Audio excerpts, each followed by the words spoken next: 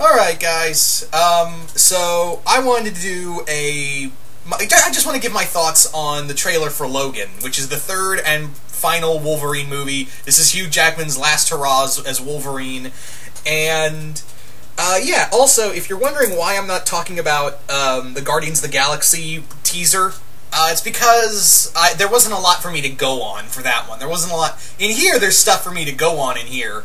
But yeah, in that, where was I going?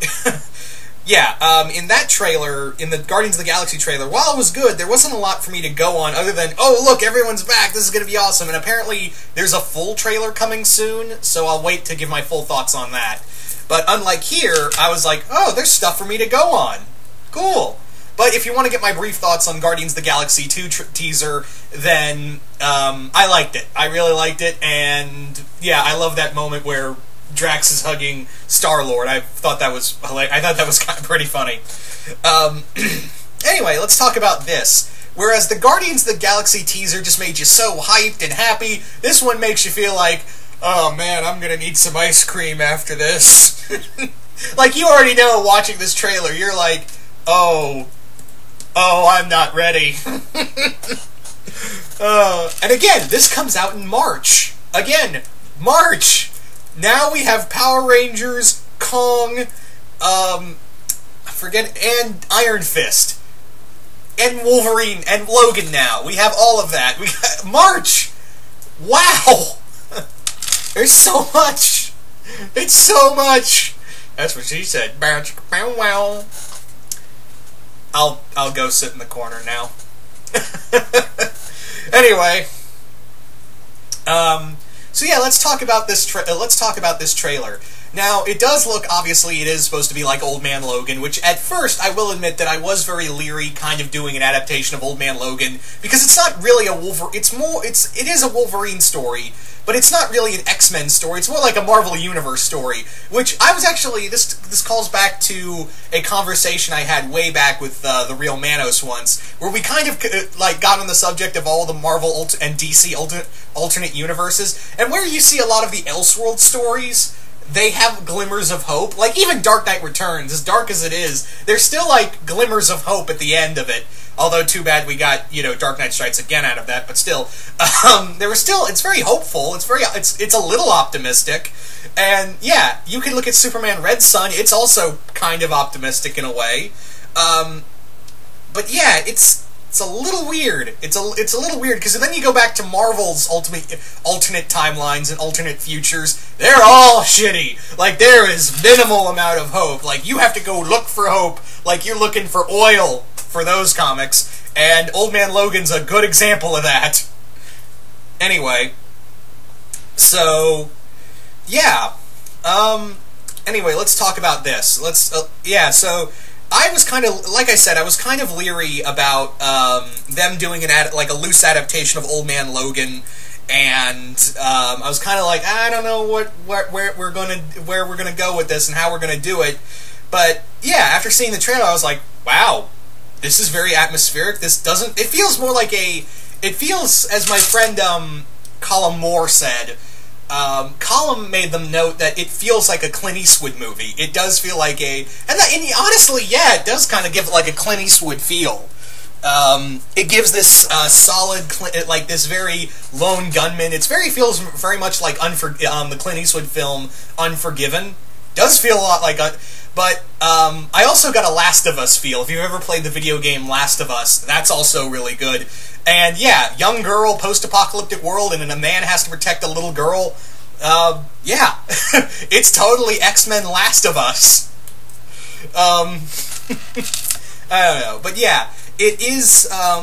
It did really give that post-apocalyptic feel, but at the same time, it's very much like, yeah, the mutants are totally fucked.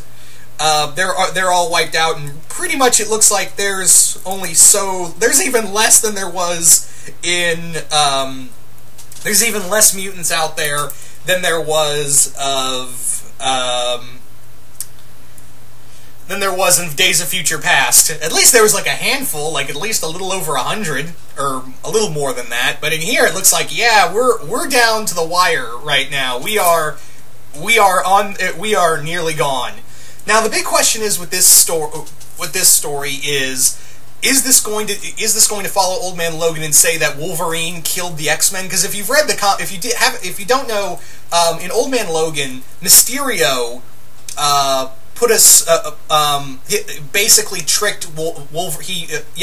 I'm getting tongue-tied here. Mysterio tricked Wolverine into killing the other X-Men, and that he butchered the rest of the X-Men, and he became so disillusioned by it that he never swore to pop the claws or ever put on the costume again. So could it be like that? But also, my friend Jason Voorhees made a theory that maybe it's not maybe Wolverine didn't kill the X-Men. Maybe it was the legacy virus. Maybe maybe this is how in this version of in this adaptation of the story, maybe Wolverine didn't kill the X-Men, but maybe the legacy virus did, and it's affecting Logan too. But his healing factor is fighting it off. But you can clearly see from all the scars on his back, yeah, that healing factor ain't what it used to be.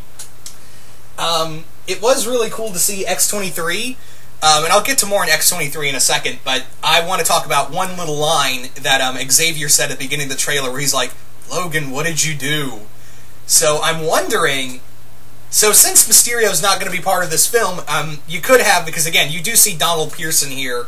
I think that's Donald Pierce. And you see him, and it does make you wonder, maybe they have it that Donald Pierce or someone else in this film, someone of the Reavers or even Mr. Sinister himself, maybe they kind of mentally manipulated Logan into killing the X-Men like Mysterio did in the comic. I don't know. I guess we'll just have to wait and see. Anyway, so yeah, let's talk about X-23. I think it's really cool. We don't get any lines from her. But she is pretty young. That's pretty much around the age that Logan met Laura for the first time. Actually, no, she was a little older. She was about a teenager. In here, this is like she just came right out of the cloning tube. Yeah, it just looks like she just popped right out of that tube. And yeah, I'm really interested to see, especially the moments between her and Logan. I think that's the thing I'm most excited for this film. And yeah, we are going to get Mr. Sinister and Donald Pierce and the Reavers. Yeah, this movie looks really good. Again, trailers can lie, but still, knock on wood, that this will be a really good that this will be a really good movie. It's always cool to hear Johnny. I'm a fan of Johnny Cash, so it was it was really cool to listen to Hurt, which is, fun fact, that's actually a cover of a Nine Inch Nails song. So. For those who don't know, I love giving out trivia like that because I'm stupid like that. But yeah, this film looks really good. Atmospherically, it is going to be an R-rated film. I did see the Red Band trailer where Wolverine just puts the claws through a guy's head.